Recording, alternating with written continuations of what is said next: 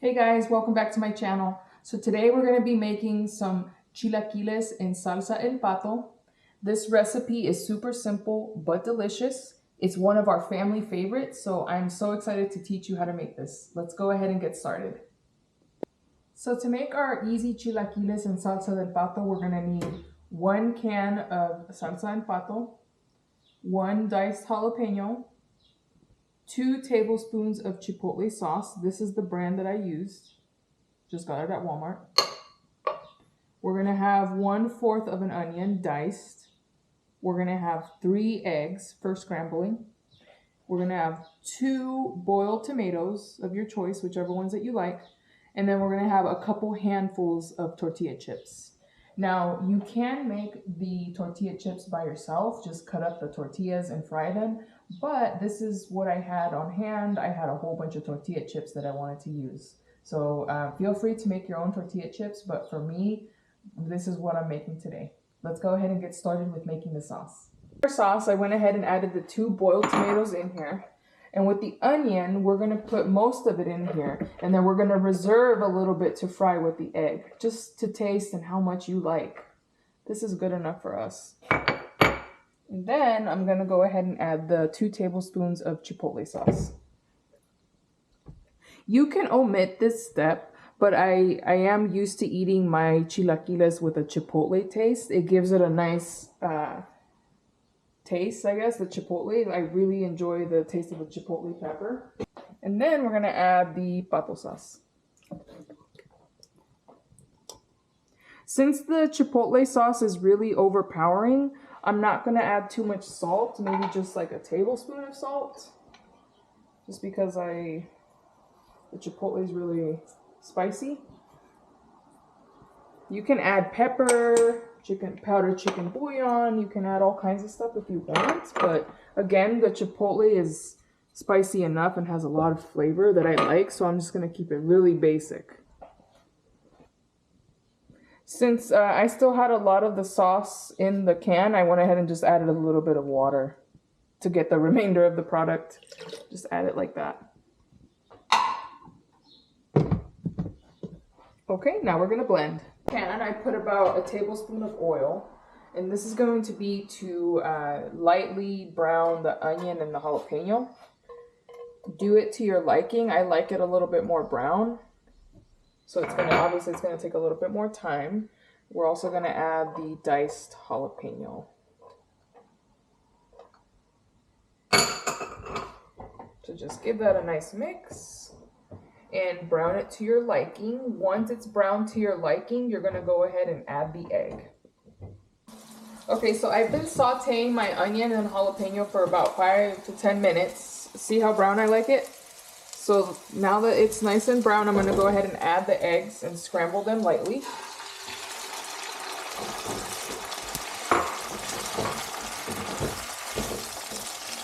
This is pretty much going to be a single serve or 1.5 servings. So that's why I did 3 eggs, but depending on how many people you're feeding, obviously add more egg, but 1.5 eggs or 2.5 eggs for us is good. Or sorry, 3 eggs is good. So you're just gonna scramble. I recommend using a nice non-stick pan for this because your egg will cook to the bottom a little bit, but once you add the sauce, it'll come off. I got my burner on a medium heat. I'm just going to cook this for a minute or 2 until it's to your desired consistency. But I like to make sure it's fully cooked through before I add the sauce. And I didn't add salt to the egg because the sauce, again, it has a lot of season to it, and I put salt in the sauce. And also because the chips that I'm using are really salty, so I just don't want too much salt in my food. If you like your food really salty, you can add salt to your egg, but I just don't because I like to watch my sodium intake. Okay, so I think now it's a good time to add the sauce. I'm not going to add all of the sauce because I want to reserve some and use for during the week. So I'm probably just going to add a little bit, enough for one portion. So that should be good. A little bit more.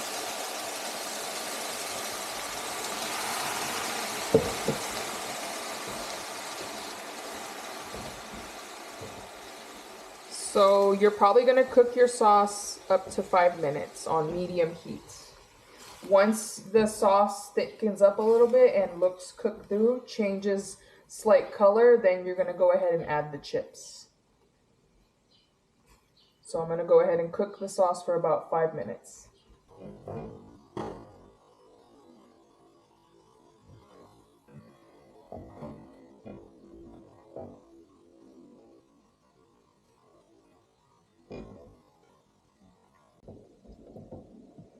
Okay, so I actually cooked the sauce about 3 minutes, not 5.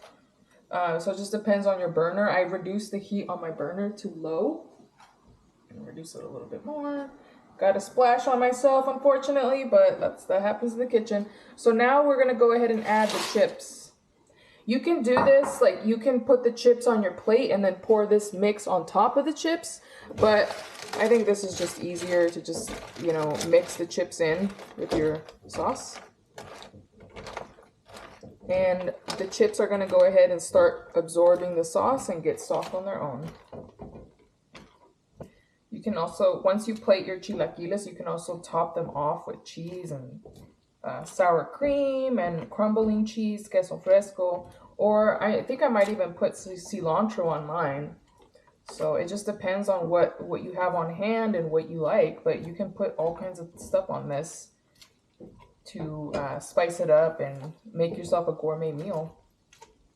I noticed that I didn't have enough sauce in my chilaquiles. It was looking kind of dry, so I just went ahead and added the whole container of sauce to the chilaquiles mix. I went ahead and recooked it for another 3 minutes.